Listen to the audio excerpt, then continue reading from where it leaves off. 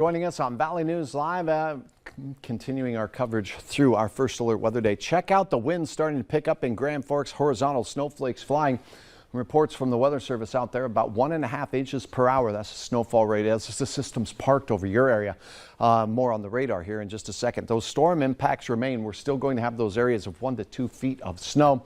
Widespread blizzard conditions are going to be likely from very heavy snow, reducing visibility, and the wind is expected to pick up particularly overnight and throughout the day tomorrow.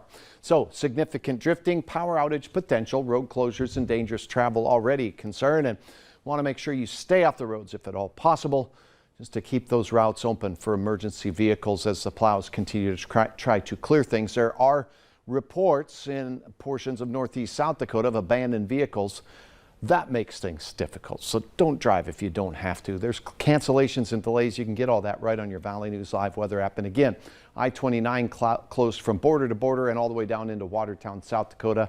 Bismarck to Fargo, I-94 is closed. Still expecting a widespread area that you see in pink here, nearly a foot of snow, some a little bit more than that, particularly in and around Grand Forks in this band that's set up between there and the Valley City area, an enhanced batch of snow. What is yet to fall and develop is what we're expecting to take place in northwest Minnesota.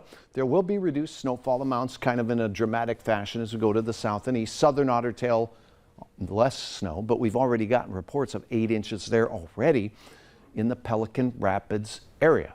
So keep that in mind. We're already there in some of these spots. Now let's take a look at the radar. This band is the one I'm talking about from Marshall County, Minnesota, right through Grand Forks County, Steele County, also down into Barnes County and Jamestown, your area, picking up 8 inches of snow already as well. This snow continues. Notice the drier air punching up into the FM area, but really we have the heavier snow. Well, basically out here, Northwood, you're seeing some heavier snow. That goes all the way up to the, Thompson also seeing some of that, but Warren and the Argyle area seeing some of that heavier snow as we look right into the Hope area and all the way down into northern parts of Barnes County.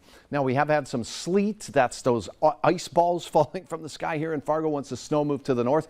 We're going to get quite a break, but it's not over yet, and we'll show you more in your hour-by-hour forecast coming up here momentarily. Wind gusts are approaching those blizzard criteria level out to the west, and those north winds are also going to be heading our way, and again 60+ mile-per-hour gusts in Duluth. Reduced visibility is anticipated. Check this out, the donut in the middle here, that's the drier slot in the storm. The north winds will continue as the snow band continues to roll its way through. After midnight and before daybreak, we expect this whole system to start sliding east. That means we'll see a return of snow to Fargo. We may not see as much down to the far south, but this will be our chance overnight between, say, around 1 in the morning to daybreak of seeing some significant additional snow. Notice these heavier bands set up over northwest Minnesota. That's going to provide you with your lofty snowfall totals. And I'll park my hand in this area, park your eyeballs there if you're from that area. It snows all day.